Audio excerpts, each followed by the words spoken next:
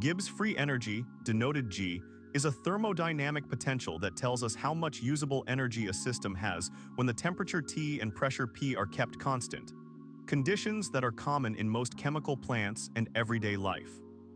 Physical meaning: imagine a hill the system with a ball the reaction at the top. The height of the hill corresponds to G.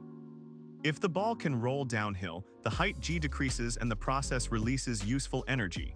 If the ball is already at the lowest point, no further useful work can be extracted.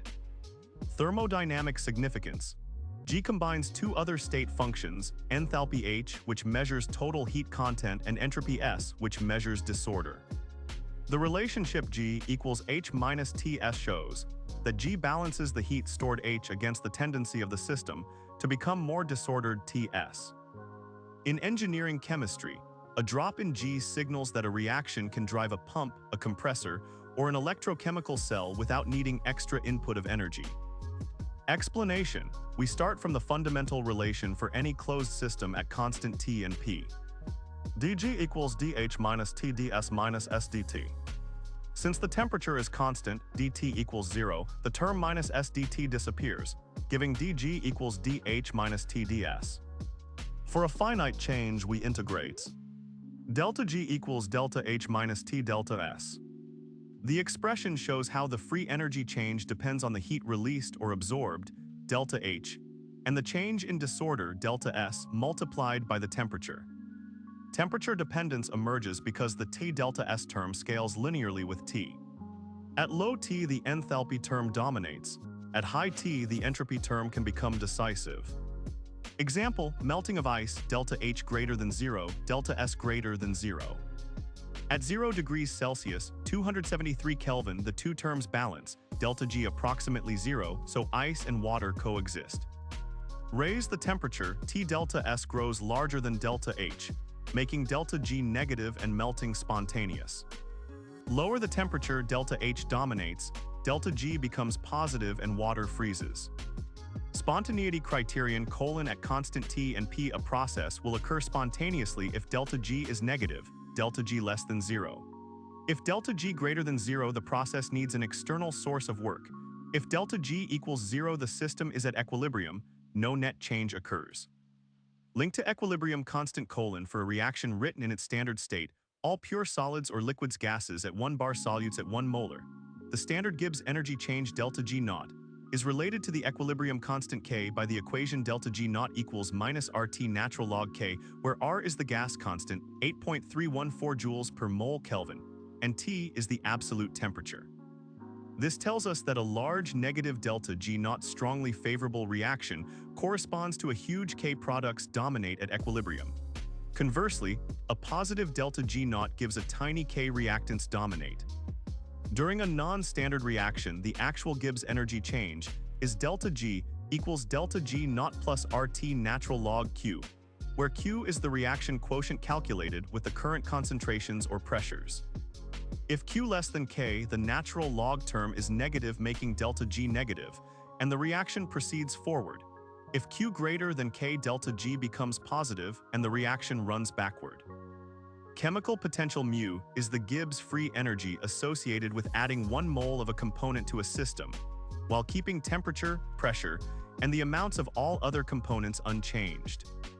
Mu sub I equals the partial derivative of G with respect to N sub I, evaluated at temperature, pressure, and N sub J not equal. Think of a multi-ingredient soup. Each ingredient, salt, pepper, water, contributes a cost in free energy to the overall flavor. Adding a pinch 1 mole of salt changes the soup's free energy by mu sub salt. In a mixture, each component's mu decides how it will distribute itself among phases, for example gas versus liquid, because at equilibrium the chemical potentials of that component are equal in all phases. Engineering applications include designing separation processes, such as distillation and extraction, where the driving force is the difference in mu between phases. The Gibbs-Duhem equation ties together changes in temperature, pressure, and chemical potential for a system containing n moles of material. Nd mu equals minus SDT plus VdP. It says that if you change T or P, the chemical potential must adjust so that the overall free energy of the system stays consistent. Practical use. In a binary liquid mixture, knowing how mu1 changes with composition lets you predict mu2, because the two must satisfy the Gibbs-Duhem relation. In phase equilibria, for example liquid-vapor coexistence, the equation leads to the Clapeyron relation, showing how the pressure at which two phases coexist shifts with temperature. In engineering, it helps calculate activity coefficients for non-ideal solutions, essential for designing reactors and separation units. For an ideal gas, the chemical potential depends only on its pressure. Mu equals mu naught plus RT natural log P over P naught, where P naught is the standard pressure 1 bar and mu naught is the standard chemical potential. The term RT natural log P captures the fact that raising the pressure more molecules per volume raises the free energy cost of adding another molecule. Analogy: imagine a crowded room. Adding one more person is harder when the room is already packed.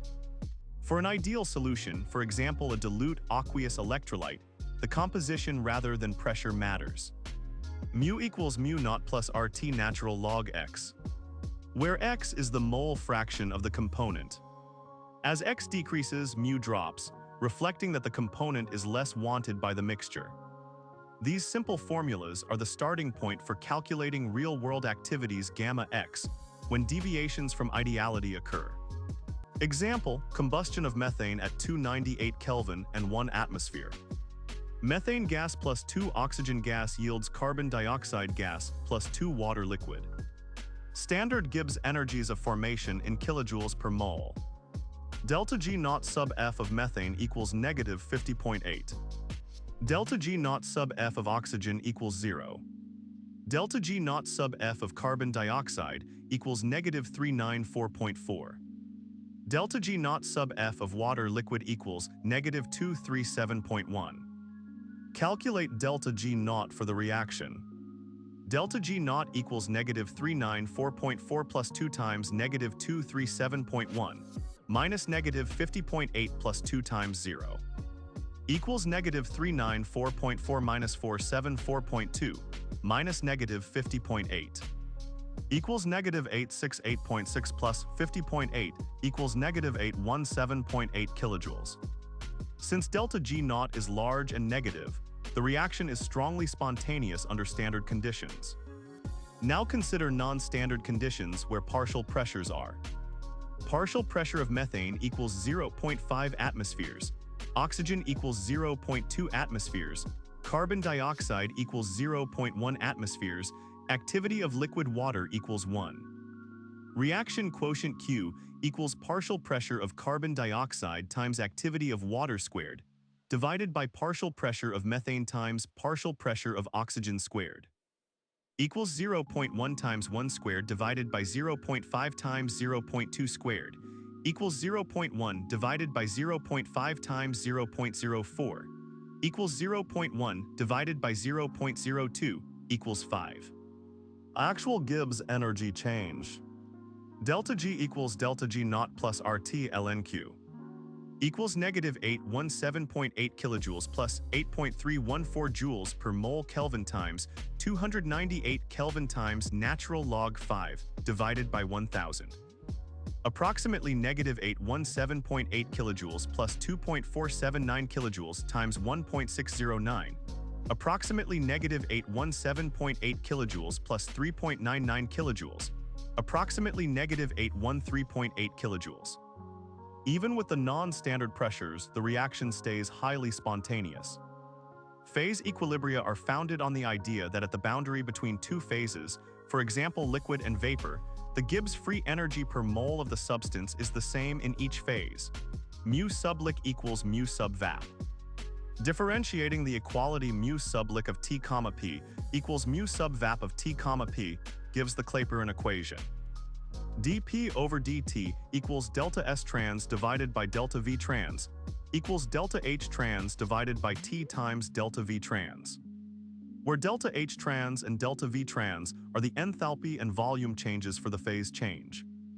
For liquid-vapor transitions, delta V is dominated by the gas volume, so the equation simplifies to the Clausius-Clapeyron form. d ln P equals negative delta H vap over R times dt over T squared. Integrating, assuming delta HVAP is roughly constant, yields LNP equals negative delta HVAP divided by R times T plus C. Or in base 10 logarithm form used in engineering charts. Log base 10P equals negative delta HVAP divided by 2.303 R times 1 over T plus C prime. This linear relationship between log P and 1 over T explains why vapor pressure curves are straight lines on a semi-log plot, and allows engineers to predict boiling points, design distillation columns, and assess safety, for example pressure buildup in reactors. Short answer 2 marks. Question: state the condition for equilibrium of a chemical reaction at constant temperature and pressure. Answer: at equilibrium delta G equals 0, which also means delta G naught equals minus RT ln K. Derivation 5 marks. Question: starting from the definition G equals H minus TS, derive the expression delta G equals delta H minus T delta S for a process at constant temperature. Answer: right differential form dG equals dH minus T ds minus S dt. Answer: at constant T dt equals 0, therefore dG equals dH minus T ds. Answer: integrate from initial to final state, delta G equals delta H minus T delta S. Numerical 6 marks. Question: for the reaction N2 gas plus 3H2 gas reversible arrow 2 NH3 gas at 500 Kelvin, delta G naught equals minus 33 kilojoules per mole. Calculate the equilibrium constant K. Answer: use delta G naught equals minus RT ln K. Therefore ln K equals minus delta G naught divided by RT equals 33,000 joules per mole divided by 8.314 times 500 approximately 7.94. Hence K equals e to the 7.94 approximately 2.8 times 10 to the 3. Conceptual 4 marks. Question: explain why increasing pressure favors the side of a reaction with fewer gas moles. Answer: raising pressure lowers the chemical potential mu equals mu naught plus RT ln P for gases. The side with fewer moles experiences a larger decrease in total mu, making delta G more negative, thus shifting equilibrium toward that side, Le Chatelier's principle. Phase equilibrium 5 marks. Question: derive the Clausius-Clapeyron equation assuming delta H vapor is constant. Answer: start from Clapeyron. dP divided by dt equals delta H vapor divided by T delta V for vapor. Delta V approximately equals RT divided by P. Substituting gives dP divided by dt equals delta H vapor times P divided by RT squared. Rearranged. d ln P equals minus delta H vapor divided by R times dt divided by T squared. Integrate. ln P equals minus delta H vapor divided by RT plus C.